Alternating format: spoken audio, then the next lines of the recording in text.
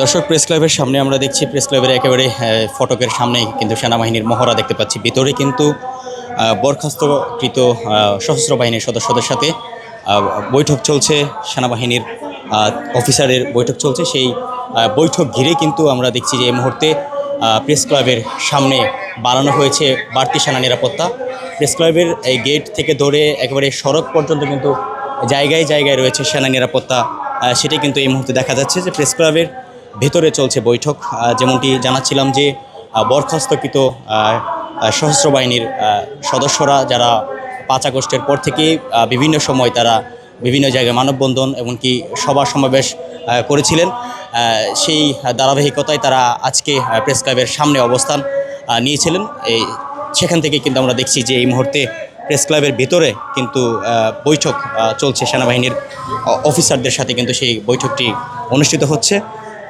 যারা বরখাস্তকৃত যারা সশস্ত্র বাহিনীর সদস্যরা রয়েছেন তাদের মধ্যে সার্জেন্ট কামাল, যিনি প্রধান সমন্বয়ক নৌবাহিনীর সমন্বয়ক, তার সাথে কিন্তু বৈঠকটি অনুষ্ঠিত হচ্ছে। এই মুহূর্তে ভেতরে রয়েছেন ব্রিগেডিয়ার জেনারেল আমিন, কর্নেল সাজ্জাদ সহ সেনা সদর থেকে 3 সদস্যদের দল তারা প্রেস ক্লাবে আসছেন, এমনকি এসে বরখাস্তকৃত সেনা সদস্য এমনকি নৌ সদস্য এমনকি বিমান বাহিনীর সদস্যদের সাথে বৈঠক করছেন। সেজন্যই কিন্তু এই মুহূর্তে প্রেস ক্লাবের সামনে বাড়ানো হয়েছে বাড়তি নিরাপত্তা। এমনকি প্রেস ক্লাব সামনের যে ঢোকার যে প্রবেশপথটি রয়েছে, সেই প্রবেশপথের সামনে যেমন আমরা দেখছি সেনা নিরাপত্তা রয়েছে, তেমনই কিন্তু আমরা সারিবদ্ধভাবে কিন্তু সেনাবাহিনীর সদস্যদেরকে কিন্তু আমরা দেখছি যে এই মুহূর্তে তারা দাঁড়িয়ে আছেন। পুরো প্রেস ক্লাব এলাকা কিন্তু নিরাপত্তা ব্যবস্থা জোরদার করা হয়েছে। শুধুমাত্র সেনা সদস্যদেরকে আমরা দেখছি যে এখানে তারা নিরাপত্তার দায়িত্ব পালন করছেন, তেমনি বাহিরেও কিন্তু আমরা সেনা সদস্যদেরকে দেখছি যে তারা নিরাপত্তার দায়িত্ব পালন করছেন। সব মিলে বলা যায় যে সেনাবাহিনীর চাকরিচ্যুত সশস্ত্র বাহিনীর সদস্যদের সাথে সেনা কর্মকর্তাদের বৈঠক ঘিরে এই মুহূর্তে প্রেস ক্লাবে বাড়ানো হয়েছে বাড়তি নিরাপত্তা।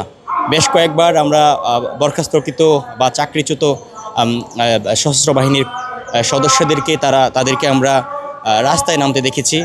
যেমনটি আমরা দেখেছিলাম যে তারা ক্যান্টনমেন্ট এলাকাতে তারা বিক্ষোভ করার চেষ্টা করছিলেন। প্রেস ক্লাব এলাকায় এর আগেও তারা সংবাদ সম্মেলন করার চেষ্টা করেছেন, এমনকি করেছেন। রিপোর্টার্স ইউনিটিতে তারা সংবাদ সম্মেলন করেছেন। এবার তারা প্রেস ক্লাবে জড়ো হওয়ার চেষ্টা করেছিলেন। তার মধ্যে কিন্তু ক্যান্টনমেন্ট থেকে 3 সদস্যের একটি প্রতিনিধি দল তারা কিন্তু এই মুহূর্তে প্রেস ক্লাবে এসে তাদের সাথে বৈঠক করছেন। সেই বৈঠক থেকে কিন্তু আমরা আপনাদেরকে সর্বশেষ জানাচ্ছিলাম যে আসলে প্রেস ক্লাবে কেন সেনা নিরাপত্তা বাড়ানো হয়েছে, এমনকি ভেতরে কি চলছে।